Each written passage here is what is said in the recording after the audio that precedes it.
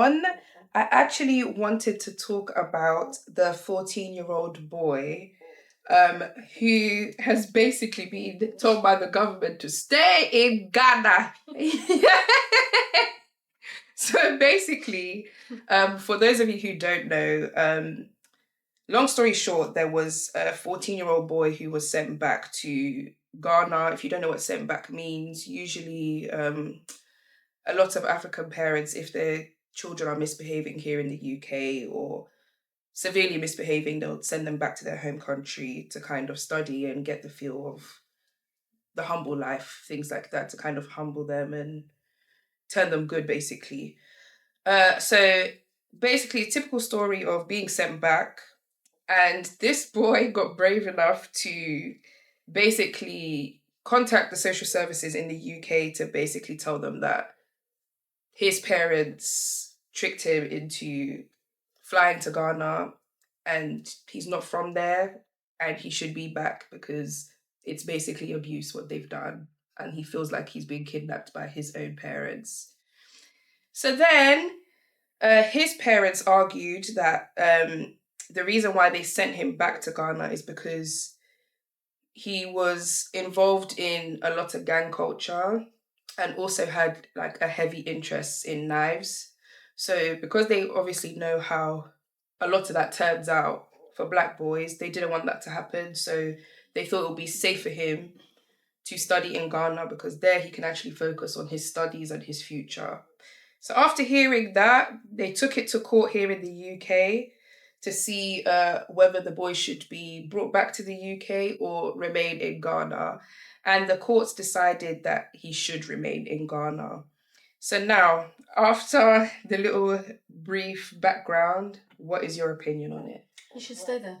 Hello? He should stay there. You need to stay there. I've stood on that stance from the moment I've heard that story. The thing is, when it comes to people getting shipped back here, I have heard stories from men where they have been tricked into it, and that I've always felt really bad for them, and I've really thought, like, on the parents' part, like, sorry, oh, come on, like, how can you trick your kid like that? Because sometimes it is a bit peak, but in this circumstance, I think those parents did the best thing that they could do for that boy, and they had to trick him, because the fact he even had the audacity to be doing at court, he would have run away, and then he would have got himself into some mess, and God forbid, he could end up getting himself to be another statistic. So his parents thought the only thing that we can do for him is send him back to Ghana where he's going to be safe. Yeah. He's going to get a different outlook on life. Yeah. And men that I've spoken to that have been shipped have always said, like, yeah, in the moment it was peak, but it was the best thing that could have done for me. Literally. I have spoken to men who have said, wow, like, it made me the man I am today. Literally. I've got a different perspective of things. I can even just maneuver. I'm more independent. Like, a lot of men I've spoken to have said, like, yeah, like, it was the best thing. Obviously, at the time, it's peak, but it is what it is. And also, sorry, before you make your point, I think the reason why he probably even did that, at the moment, he's just feeling FOMO. It's like, right, I'm thought like all my friends are at school and I'm just here, like, it's peak today. It's just from, I'm telling you, that boy will grow up and be like, that was the best thing my parents could have done for me. 100%. Stay in Ghana. Stay in Ghana. Stay there.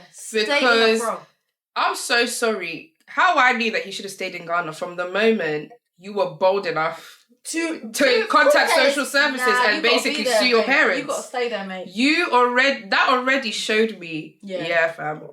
You think you're better, like, yeah, definitely. I can tell already that was very audacious. Crazy. Yeah, it was very audacious. Like, even if I felt that way, I would never have the heart to do that. I would just take the L and just probably pray to God, like, punish them for doing this to me. No, honestly, because the fact that the audacity to, and do you know when you were a kid, like, I remember when Childline first came, NSPCC. I would never forget. Run that one to my mom. I remember one time my mom hit me. I can't remember what she beat me for. I did something. No, and as I said, I'm gonna call Childline. She said, "Hey!" She said, "Go and do it." You even let me do it after showing me that. No. But the fact he actually had the audacity to be like, "Yeah, no, I'm gonna."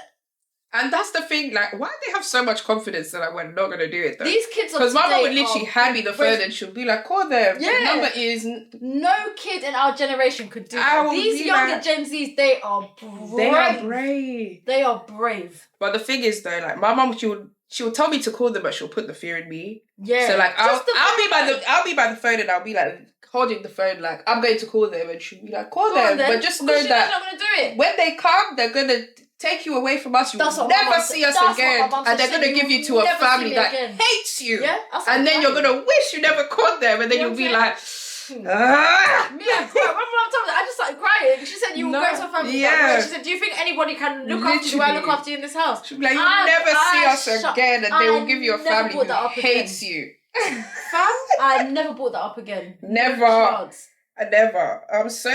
What do you mean I can't see you again? I just wanted you to be arrested for the night. Yeah, literally. And come back home. No, man. What do you mean? Boy is brazy. He's brazy. Because it's true though, like, even if he did win, either he would have run away, or even if he didn't, your relationship with your parents would never be the same. Yeah.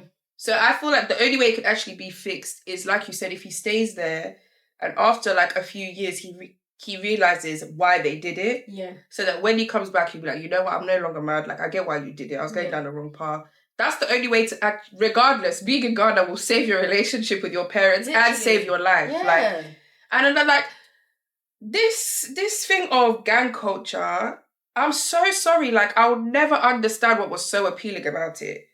Like, to be in it, like, yes, dating one, oh, okay, like, you feel protected, all of that. Like, if I'm in trouble, I know that I can call him, and like, and even the fact that, like, you know that there's people out there who are scared of him, all right, that's gas.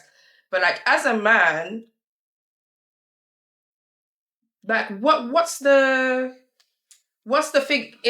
It's money, okay, but money that you constantly have to look over your shoulder. You can't even spend too much because then it will look suspicious, and then the police could come and ask you, where are you getting this money from? And then next thing you know, prison sentence. Like, there's no appeal. There's never been an appeal for me to be like, oh yes, gang life, I can see why. Like, it's just giving one big grooming system. That's what I was just about to say. Like, it's grooming. They get them from young, literally. Because the one person that would be like the head... Okay, so the only example that I can think of, for example, is, let's just go off of Top Boy, right?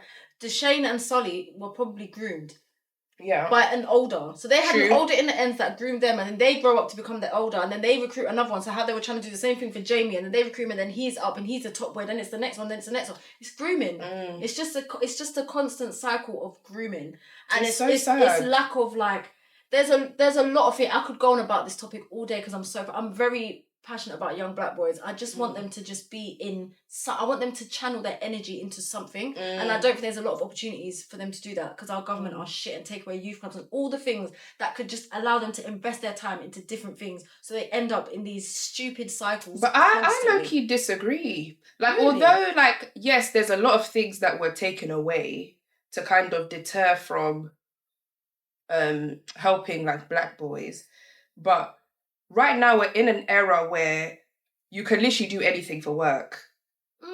You could be a YouTuber, you could be a streamer, you could be all these things that were not available back in the day. True. So they do, in a way, although like certain things were taken to kind of distract them to get into that life, there's still so much more options out there, like, that you could really go down, but you're choosing to go down this road. Yeah. Do you get what I mean? And like, even though, yes, I will never blame young kids, like even this boy now, he's 14. Yeah, he was definitely. Do you get what I mean? Like, area this is something we don't know where he lives. Like, there is no way a 14-year-old can be the top boss and make decisions. Like, no chance. Clearly, he was recruited by someone. Yeah. And he realised, like, it was working. The grooming was working. And his parents clocked it from time and said, you are not going to be another statistic. And we're going to be on the news crying, talking about how you've lost your life. Yeah.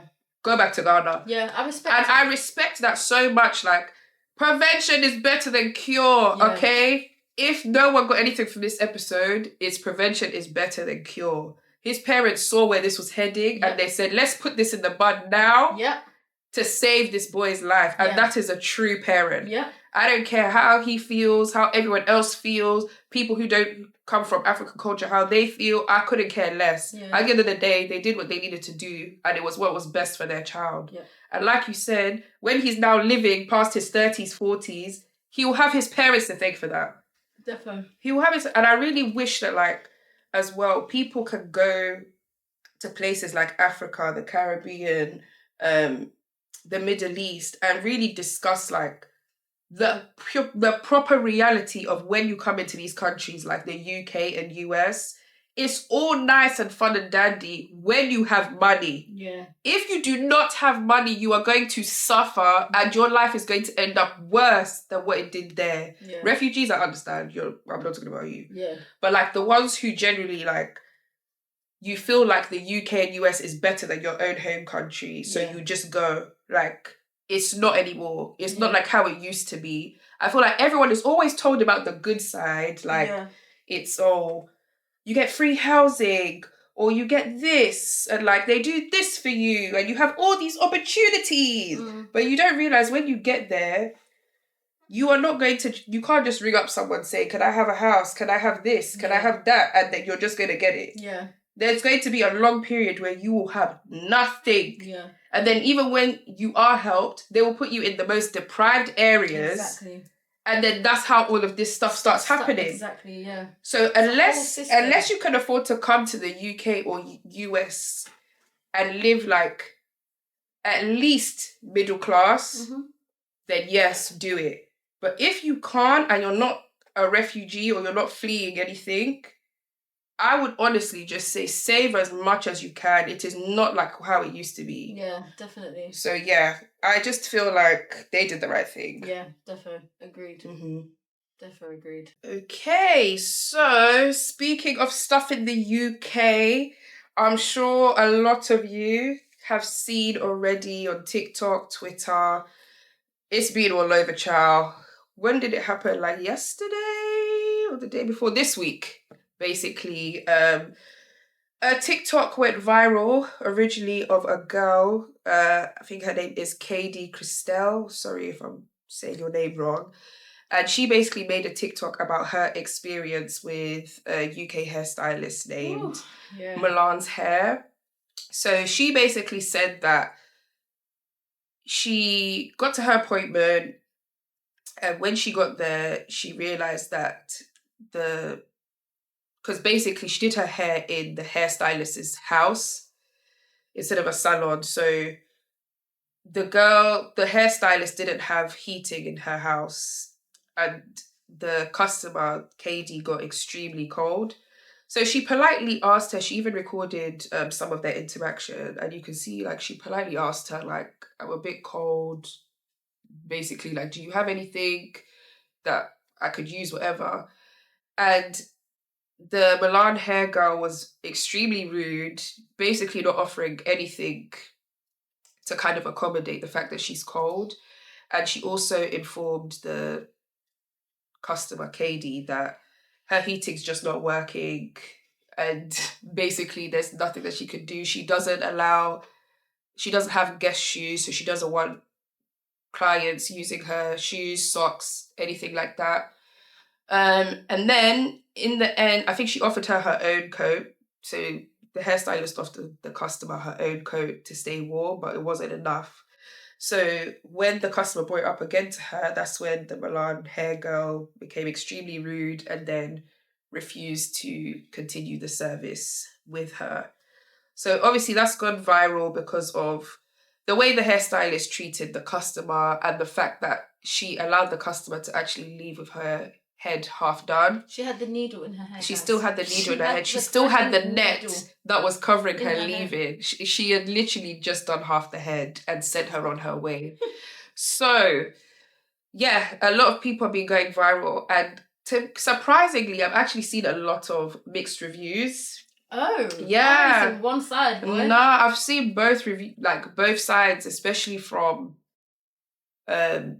like providers, beauticians, all of that, like who also are Insta stylists or whatever.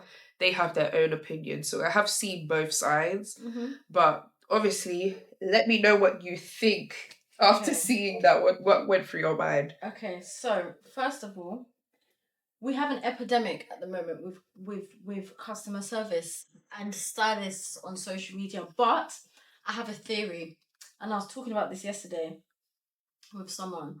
And my theory is, right, our generation, right, so okay, wait, let me rephrase this and say it in a way that makes sense.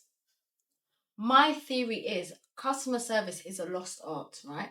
Because our generation, think back to when we were 15, 16D, our first jobs were customer service roles. We used to walk around Oxford Street.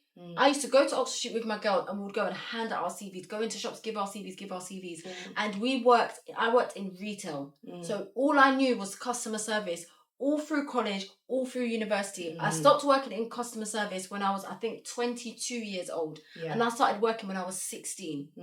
So I'm about 17, 18, 19, 20, 21, 6, I'm bad at maths. 6 years of me working in customer service, that is instilled in me. Yeah. This new generation, Gen Z, they didn't do customer service. Yeah. They went straight from, one thing I'll give Gen Z, and I give them all the time, is that they are very good with their talents and they know how to make money. They've got social media. Yeah. So these girls that do hair, they go straight from school. They start doing hair in school when they were like 16 and they just continue to do that. They never did any customer service work. They never did anything. They just go straight into being business owners. They don't have the art of customer service instilled in them the same way that we do. And that is my theory as to why we are getting this terrible service from them. Yeah. That is exactly why we're getting this terrible service. They didn't do customer service. I 100% agree. You made a good point. It is. And also, a lot of people have probably been saying about the thing of her doing hair in her house. I don't personally think that's an issue. I think a lot of people can make businesses from inside of their home. Like, I've been to nail techs where I've gone to their house to do my nails. I've gone to do my hair in people's houses. I don't necessarily think that's the issue. I think it's the customer service.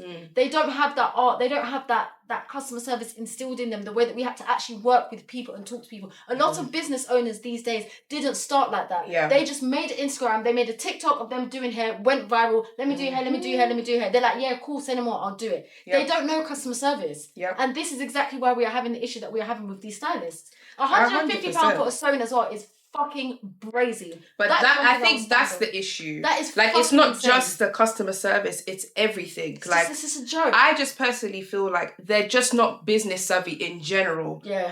They don't know about marketing. No. They don't know about customer service. They don't know, all they know is, they don't even know about like profit margins, all of that. They just know that like, I've got a holiday coming up, so I'm just going to charge these prices because I have somewhere to be. Yeah. And even to go off of your point, I think it actually even goes deeper than that. I feel like our generation, the way we were brought up, like, naturally children were kind of seen, not heard, or like you had to show major respect to your elders and things like that. So when it came to respect, that was heavily instilled in us from childhood. Whereas like this young generation, they grew up with parents who like gentle parent, because some parents took it too far back in the day. So then when they had their kids, they were like, I'm just going to let my child say or do anything because I wasn't allowed. Yes. And now you have all of these self-entitled people who feel like they can talk to you or act a different type of way because their parents allowed them to. Yeah. So I feel like it's everything in one. Like starting from childhood and then going straight from having that upbringing to then going into work. Yeah. Like you said, they even missed the opportunity to learn themselves. Yeah. So not only, I'm sorry, did your parents fail you, but even life, you didn't grab the opportunities of life at a young age to really explore everything. Yeah. And I feel like that's the good thing about like doing retail and all of those jobs from early. Like it teaches you so much. Like so much. I low-key feel like it should be like a rite of passage for teenagers. Yeah, no matter how much money you have. Skills, like it instills so much in you. Yeah. I feel like you should at least, even if it's just a weekend thing, like a lot of us had weekend jobs really. Like even if it's just a weekend thing, just do that just to get the skills. Yeah. But a lot of the time, like by the time this generation grew up to be teenagers, they got big-headed and they were like, well, no one can tell me what to do. I can do anything I want. Look at social media. I don't even have to leave my room and I can be a millionaire and all of this. They can make money like that. And they don't have social skills either because of social media. Exactly. We went outside, we played until the street lights came on. From morning till the street lights came on. Our parents didn't know where we were, 11. You know. Where we were, they didn't know. 11, I'd be outside playing until like 9 p.m. in the summer. It was lit. They didn't have that. Everything was social, different generation. Another thing though I can say in their defense in terms of like getting retail jobs, it's not as easy because there's been the decline of the high street. Everything is online now, so everything is literally internet based for them. True. So they use the internet to make their money, which is fine, and that is one thing I give Gen Z. And one thing I do respect about them as well is their ability to be like, I'm not going to stand for this, I'm going to go somewhere else. But some of them just take it too far. They do. But and also we're saying this year, but like you said, let's not act like TikTok doesn't give you worlds of information that you weren't aware of. Yeah. Especially as a business owner, you didn't think like to research how to run a successful business. You didn't even try to type it in on TikTok, on Insta. There's so much information about running businesses. You didn't think that. Why? All of this, and I always said, I even tell like people that I know who work in the beauty industry and like have their own businesses, I always say that the reason why people struggle to kind of go to Insta stylists, they don't know how to market their prices. I feel like if they knew how to market it, there would be a lot more customers, I believe. So for example, nowadays they will do stuff like, I don't know, if you want me to wash your hair, £10. Dry your hair, £10. That one is too much. What's it called? Camera your hair for under your wig, £10. Do your wig, £10.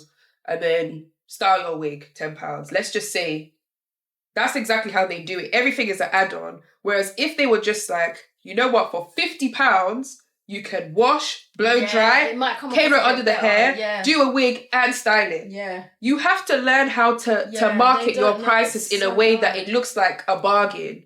But they don't do that. They'll be like, you're even just to get the hair for the wig, it will be £180, plus this, plus this, plus this, plus that. Like, everything just seems like, well, what am I paying you for? Yeah, it is a bit And then ridiculous. on top of that, like, you're charging extreme prices just to go to your house. I know, with no meeting. You gotta just try. But this is what I mean, like, man. You have to go, you can't, that's the one thing I hate about, like, the Black community when it comes to business. We care so much about money that we don't realise everything else. Like, fam. Yeah. You're not realising, like, now for this Milan hair girl, unfortunately, I still believe that she will get people. Oh, yeah, she's not going to lose her But, like, she won't.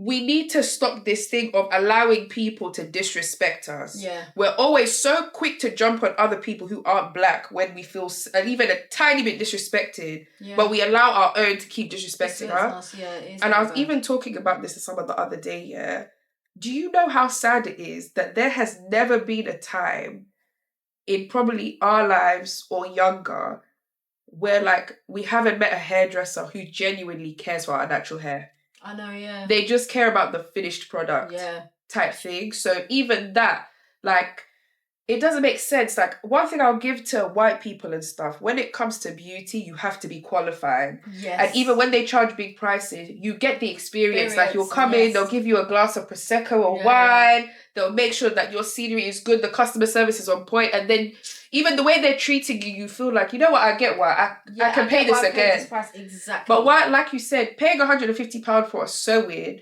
For me to be freezing. And then on top of that, you're giving me attitude. And then you expect my money. And she was so apologetic as well. Like, I'm going to be late. She communicated. Everything was fine. She upped the late fee. Like, the whole thing is just a mess, man.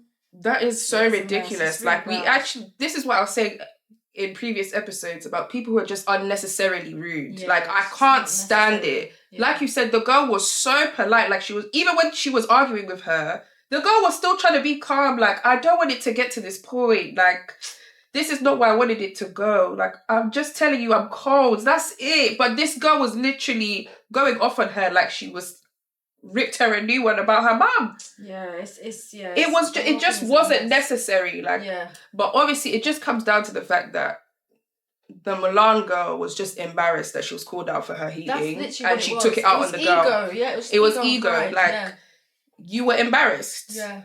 And that's the thing, like, even if you didn't want to admit, you could have just said, oh, the boiler's broken, but you know what? Here's a blanket, or here's whatever. Not even a cup of tea. Ego and pride, man. Like, come on, something.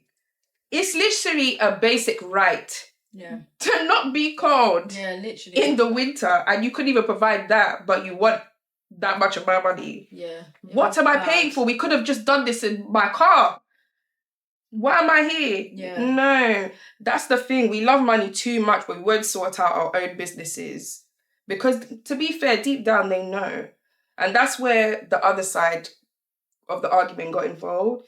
Because they were basically saying that you guys are complaining, but you're going to book her. Yeah, and they will. So what's the point? Like, you're wasting your breath. Yeah, you're going to say this today and you're going to do the complete opposite tomorrow. Yeah. A lot of like beauty providers and stuff, they act like this because they know they can get away with it. Definitely, yeah. If we actually put actions behind our words, a lot of things will stop. And we've said this before, that's the bad thing about black people. We talk, and do fuck all about the situation. Yeah. And then we want people to take us serious. Yeah. How? That's the harsh reality. No one takes us serious because we love to talk a big game and do nothing about it. So true. Like, and I'm actually, it's getting to the point now, this story actually made me sick of it. Like, I'm sick of us just talking. Like, do something about it. Even like, I'm so sorry, I'm going to act like a Karen. You see, if I go to a UK hairstylist or nail tech or lash tech or Insta ones and they do that shit to me, I will report you to HMRC or I'll take you to small claims court. I don't give a fuck. You are not going to get away with disrespecting that's how me. People operate. They'll be like, no, I'm going to do this. But then guess what? They never get bothered again. Yeah. They never get bothered again. That's the thing with black people. I understand that because it does come from colonialism. Like, we're so used to just taking the brunt of things and like brushing it off and moving on, but we're not realizing that we're in this vicious cycle of we complain, nothing gets done, it happens again, we complain, nothing gets done, happens again. Like, I'm tired of being on this rabbit wheel. I want to get off. So now, if you disrespect me, I am going to clarify the hell out of that situation. I will contact HMRC. I will go to small claims court. I will sue you for every penny that you have, even if it's 1 penny. I will take it. Yeah. Do not do that. Yeah? I'm not. It's out of order, man. I was so triggered seeing that girl because I wanted to go through that screen and fight for her. No, like, honestly. And I've always been that type. Like, I hate seeing people talk down or bully others because they know that they can't defend themselves. So I'm the type of person that I'll defend those who can't defend themselves. Like, who is it? I will defend it. Key word there, bully. One thing I will say is a lot of mean girls are becoming service providers. Yes. A lot of mean girls are becoming hairstylists. A lot of mean girls are becoming nail techs. A lot of mean girls are becoming nurses. Yes. They are providing. And that's literally, it's giving you were a bully in school and never grew up. A lot of people that were horrible in school and in just in life in general, and then they're now coming into their adult life and like, I want to just become service. But a lot of them have now masked this into their service providing. Anyway, literally, that's all I have to say on it. I'm just happy as well because I saw in the comments that the hairstylist actually gave her her deposit back. Yeah, that at least she got her deposit back. So I'm happy she that got her hair done as well. She found someone to do her hair at the end as well. So I'm happy that at least it was somewhat sorted. But it just shows you like Insta hairstylists or Insta beauty, whoever, like it's just you need to do better when it comes to business. There's so many online courses. YouTube is free. Do you know how much stuff I've learned from YouTube about business? Like there's no thing of like, oh, I can't do it because it's so much money or you have to get a degree. You don't. Clearly you don't. You've been working. Like you don't need it. But it's there's nothing wrong with refreshing your mind. And plus, times change all the time. Do you get what I mean? Like, it's always good. Even if you had a degree in business, it's still always good to upscale yourself because business, probably when you were in uni and business now are two different things. Yeah. Do you get what I mean? So it's always good. Like, as people, we will never truly stop learning. There's no age that you will know everything. Do you get what I mean? There'll always be something that you can learn no matter what age. And I feel like a lot of these providers need to humble themselves and realize, like, if you want to be a legit business, there's so much that you have to learn.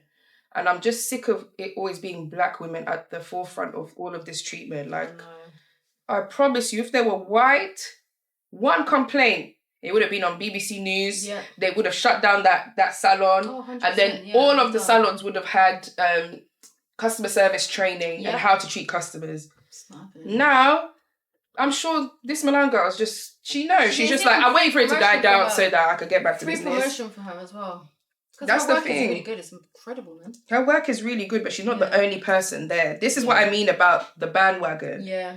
People are going to her because they see their favourite influencers going to her, and then they think she's the only person who could do it. When really, if you just search a bit more, you will find so many people aren't even charging the prices that she's charging. Exactly.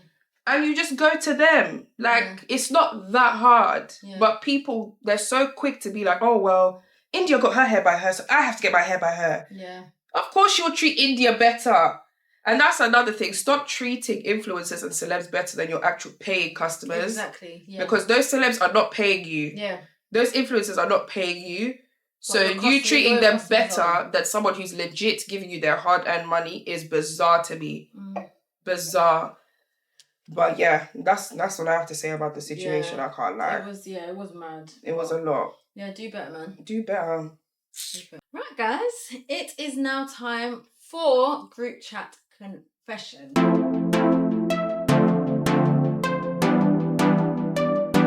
So I'm just going to get straight into this one. So this one says, me and my best friend have been friends for over 10 years. We go way back, like primary school way back. Our families have always been close, so we have grown up together. Currently, we are in our final year of uni. We go to different unis, but we make sure to see each other as often as we can. We study the same course, in brackets media, and often go to networking events together, send each other jobs and opportunities, and just motivate each other as this industry is hard, chow. LOL, I know. Recently, we both applied for the same internship. It was actually her who sent it to me and encouraged me to apply. She really, really wanted it, whereas I was not as eager as her. Of course I want it, but I think other companies are better suited to me. Last week, my bestie called me really upset that she didn't get it. She was heartbroken. I tried to comfort her as much as I could. I also couldn't find the heart to say that I had been selected for an interview. I went to the interview that same week. I did the best I could and didn't really expect to get it. This morning, I got a call to say that I got it. I am torn on where to go from here. My friend is still really jaded by this rejection and keeps asking me if I got an interview. I told her last week that I hadn't. How can I tell her that I got it without her hating me? Also, I'm thinking of not taking it as I don't really feel that it's as suited to me. This makes me feel awful and like I'm throwing her dream away. What do you think I should do? If you don't take that... No, I'm not going to lie, like... This unnecessary lying needs to stop. Yeah, like, I don't think she should have because what people... We even said it briefly before. What people need to remember, when it comes to news, whether you say it now or later, the news is not going to change. Mm-hmm. It's just not going to change. Like, it is what it is. You get what I mean? Literally. If you got it, you got it. Like, whether you say it now or whether you say it 10 years from now, it doesn't take away from the fact that you got it. Yeah. And I feel like it will actually slap her in the face more if you tell her, not only did you get an interview, you got a place, and then not only did you get a place, you don't even want it. Yeah. Like, that's the thing, like, don't apply for things if you genuinely don't want things. Yeah. But also, on the other side of it, don't recommend things that you know you're going to be hurt about if someone else gets it. Good point. Do you get what I mean? Like, yeah. But I would like to think that she had offered it to them knowing there's a possibility that they may get it. That's how I would think. Like, if there's something and I know that you're suited for it, or I feel like it will be really good, and there's one slot, if I'm recommending it to you, in my mind, I will know, like, there's a possibility that Rashida will get it. Like, this is what you have to ask yourself before you recommend things. Will you truly be okay if you don't get the opportunity and the person you recommended it to does? Mm-hmm. If you won't, I would rather you not recommend. Mm-hmm. Because this business, both of them, I feel like could have played it better. Either, I understand though, I still think the person who wrote the group chat is a bit more in the wrong, because I would like to think and give the other one a benefit of the doubt that she generally doesn't know because she hasn't been told. Yeah. So she's crying because what if she's thinking, well, both of us haven't got it. But then maybe it will make her feel a bit better to hear that you got a place. Yeah. But I know she's going to feel a type of way, definitely, about you not even wanting it in the first place. Yeah, that's where the problem's going to come. Yeah. Don't offer things if you know you're going to be hurt or jealous if someone else gets it. Definitely. But also, don't take away opportunities from people if you know you don't want something. Yeah. And I feel like she played it wrong in that part. You took an opportunity for someone who genuinely wanted it, not just your best friend. Mm-hmm. And then on top of that, you lied to her when she asked you, did you get an interview? Yeah, she shouldn't have lied. So now, like, this is what I mean. Like, a lot of people don't realise the lying is what is going to fuck you up in this. Yeah. It's not the truth. That's the thing. Like, if you had gone to her saying, yeah, you know what, I did get an interview, she would have cried, but she would have got over it. Yeah. Do you get what I mean? Like, because she'll find her an opportunity. Yeah, and then she'll probably ask you again and be like, did you get a place? And you say, yeah. Because unfortunately, my mum always used to say to me, it used to annoy me, but every time she'll tell me the truth, she'll be like, the truth hurts. Yeah, you have to get used to the truth hurting. The truth hurts. Yeah. So, regardless, it's either you tell the truth now, rip the Band-Aid off. Now you have no choice but to tell her. Like, you don't want it to go longer than this. Yeah. So I would personally tell her and just be very honest. Like, the reason why I didn't want to tell you is because you were so upset and I didn't know the right time to say. Yeah. So I'm truly sorry for that. But she's going to feel a type of way that you're not going to take the opportunity. Yeah, you're not going to avoid. Because at the end of the day, if it's not for you, it's not for you. Exactly, do you get what I mean? Yeah. But I don't know. I don't like the fact that you still took the opportunity anyway, knowing that it wasn't for you. Yeah. But that's me. Yeah. How about you? Yeah, I literally agree with everything you said. Literally. I just don't think she should have lied. And I think sometimes in life, things are for someone else, they're not for you. She would have found her way anyway, she would have got over it. The truth hurts. And I think the longer that you've lied now, the worse that it's become. Yes, exactly. So now you're in a really sticky situation. Then there could be a separate argument now because it's like, why didn't you tell me? Exactly. That's the first thing she'll say, why did you not And you're giving her the ammunition to do that. Exactly. Because now she can use that as the opportunity of taking her frustration out on you. Yeah. Whereas if you had told her the truth, she couldn't really take it out on you because what have you done? Exactly. Do you get what I mean? Yeah. So yeah, that's how I feel about it. Yeah. You should tell her, but rip the Band-Aid off. Yeah. Okay, guys, we are coming to the end of the episode, so you already know what time it is. It's time for us to wind down.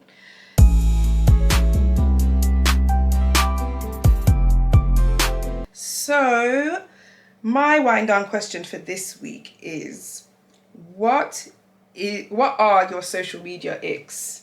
Oh, so God. Like when you're scrolling through social media, like what are some of the things that you see that you're like, oh my God, this is cringe? Oh, I still hate music on posts. You still hate it? Hate it. Do you know what? I do it for the podcast because it's what people like, but I still don't like it. I just find it really noisy. I don't necessarily find it icky, but I just find it a bit noisy. Mm-hmm. I'm still not a fan of it. Maybe I need to get used to it. Mm-hmm. Another thing that I really don't like is I hate TikToks where people like... So let's say, for example, there was like a clip, of an interview.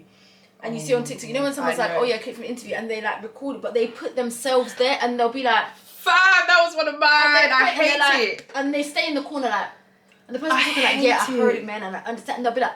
I think it's so stupid. That. I hate it so much because it's not only is it giving lazy content creator, but you're stealing someone's work and taking the credit for it. It's just like why are you because there? Why are you doing that? It doesn't make any sense for you to just sit there watching it. It's like we're watching it too. We didn't have to see your face. Just get out the screen. And then you're even taking away the credit from the original creator. Yeah, like loud, man. I hate it. It's giving lazy content creator. Yeah, it's like very bad. You're just trying to make money off of someone else's content. Yeah, it's giving you stole someone's test and trying to make it as yours. Yeah, it's just needless as well. It's like, get out the screen. Cheater. Man. Yeah. 100%. No, I don't like. And just an honorary mention. Mm-hmm. I love fashion content, but I hate the content when they would stand on that thing and it would spin. Martin from Love Island fucking pissed me off. I hate it. It's like, why the fuck are you spinning around? Like, if you want to show us your outfit, just twirl. You don't need to stand on the thing. It's moving you around. Like, it's just so unrealistic. I know what you mean. It's bare unrealistic. Yeah, that's mine done. Oh my God, that's even one of mine. Yeah, but I've got another one. It actually, funny enough, stems from what we were talking about earlier. I hate when like I put, there's no individualism anymore. And I hate when people comment things like, can we bring back so-and-so? So like, for example, they'll be like, oh, can we bring back skinny jeans? Just wear the skinny jean. Why do you have to wait for people to bring it back? Like, just wear it. About, can we bring back sunglasses? Oh, guys, is this in now? Why are you asking? Just do. Like, fam. It's so annoying, all of this. Like, I understand the ones where it's like, can we bring back shame? Because it's true, can we bring back shame? But when it comes to things that like are trending, or like they'll be like, oh, can we bring back lashes? Just do your lashes. Yeah. Like, why do you have to wait for someone to make it cool? Like, I'm thinking from a parent's perspective, now I understand when my parents used to get pissed at the feeling of me being a follower. Yeah, because I would hate it if my child thought like that. Yeah. Like, they can't move unless someone gives them the permission and it's okay it's trendy and all of that. Then I'll do it. Like, even the Stanley Cup.